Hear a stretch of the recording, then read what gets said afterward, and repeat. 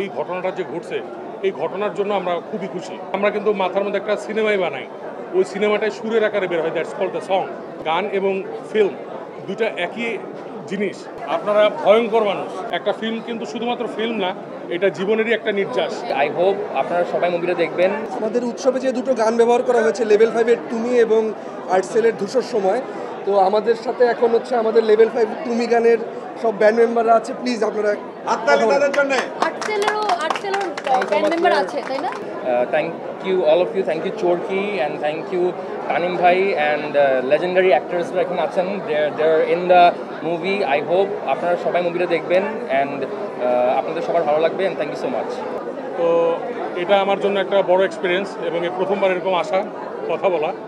তো এই গানটা ধূসর সময় গানটা যে এই সিনেমাতে গেল, উৎসবে গেল, এটা আমাদের কাছে খুবই ভালো লাগছে। এটা মানে এই পারমিশনটা হয়েছে বা এই ঘটনাটা যে ঘটছে এই ঘটনার জন্য আমরা খুবই খুশি।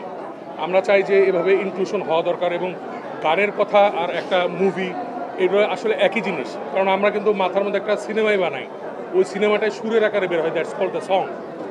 আর এই সিনেমাটাই হচ্ছে দ্য ফাইনাল কন্ডিশন, এটা বাস্তবের নিরিখে এবং কিছুটা একটা মানে বলবো যে আর্টিস্টিকভাবে কীভাবে মানুষের কাছে উপস্থাপন করা যায়। তো ঘটনাক্রমে গান এবং ফিল্ম দুইটা একই জিনিস, তো এটা অনেক সময় আলাদা থাকে, অনেক সময় এক হয়।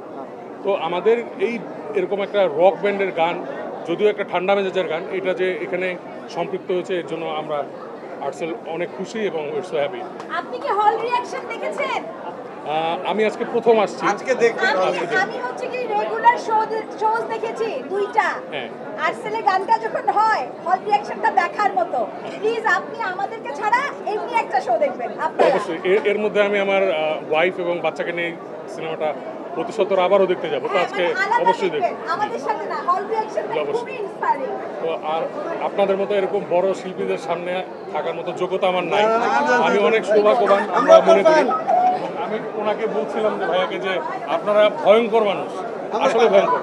কারণ আমরা যখন পর্দায় আপনাদেরকে দেখি বিভিন্ন চরিত্রে এবং তারপরে যখন আপনাদের সামনে যখন আমরা দেখি আমরা মেলাতে পারি না, এটা বিরাট বড় একটা অভিজ্ঞতা।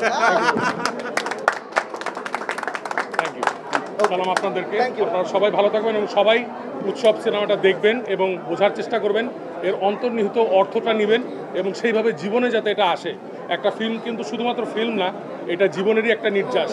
এই নির্যাসটা নিয়ে যাতে আমরা পথ চলতে পারি এবং আমরা সব কিছু ভেঙে একটা মানুষ হয়ে বাঁচতে পারি। সবাইকে শুভেচ্ছা। থ্যাংক ইউ সবাই। আমার মনে হয়